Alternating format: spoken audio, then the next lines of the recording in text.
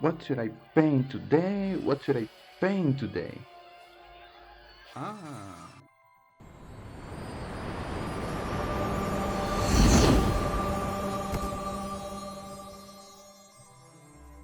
I started with my drawing. I wanted it to be very precise but not too detailed. I wanted to solve most of the painting with paint. Here I am thinking about proportion, angles, accurate size of the different elements. I normally use acrylic paint, but for this one I used oil paint. Of course, using the right solvent. Turpentine to thin the colors, and aguarrás, which is a type of mineral turpentine, to clean the brushes. After softening the lines with a moldable eraser, I can start painting the background.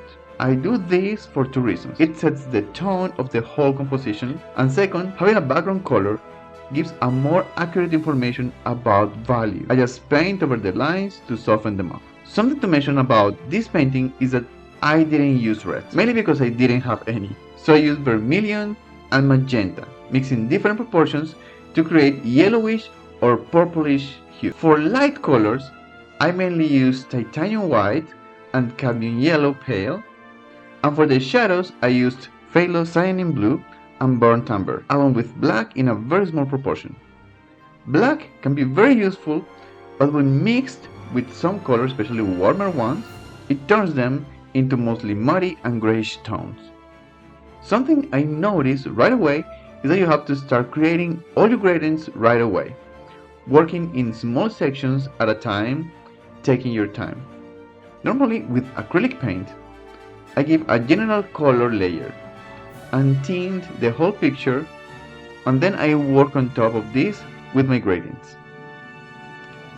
I could do the same here, but I would have to give a massive amount of drying time.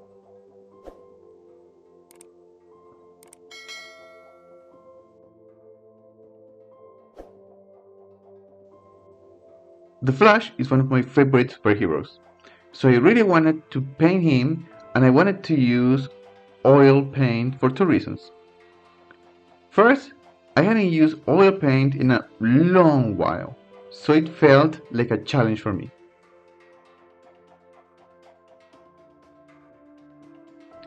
My latest experience had been with acrylic paint, and the whole philosophy in using these two media is very different.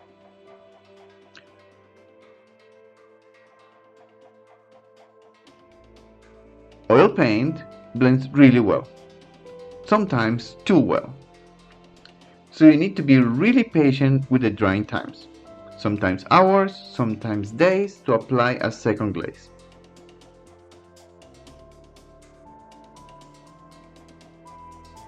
Acrylic paint is the complete opposite. You need to be really quick if you need to blend, since it is designed to dry fast.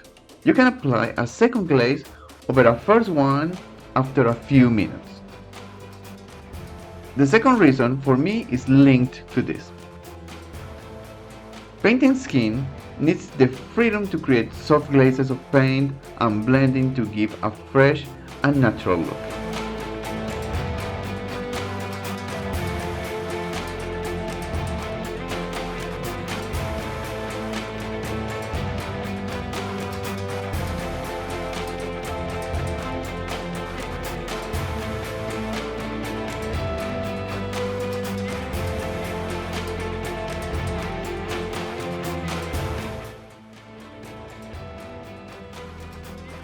My model is the Flash from the TV show.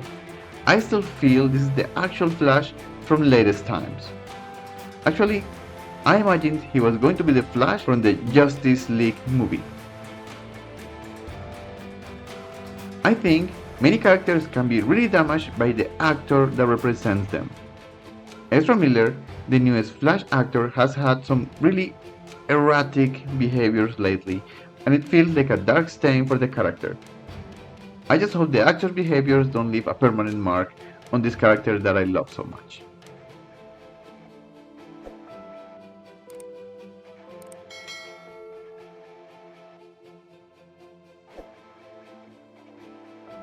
For the skin, I mainly used raw sienna for lighter tones and burnt sienna for the darks along with vermilion, and the light and dark colors mentioned before.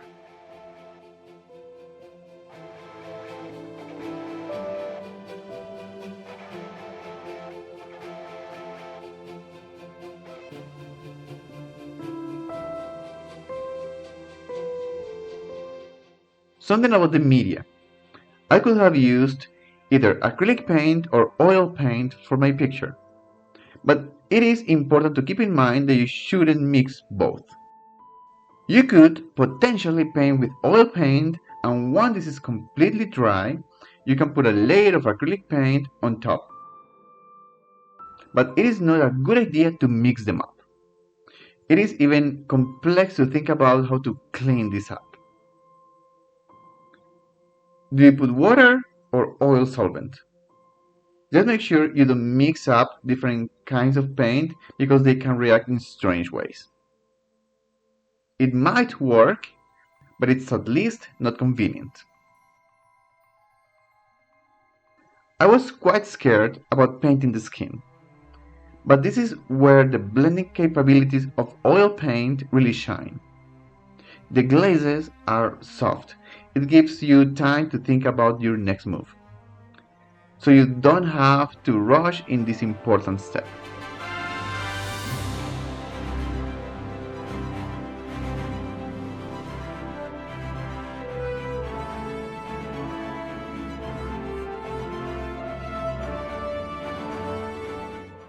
A day later, I started with my final detailing to create a better contrast between lights and darks.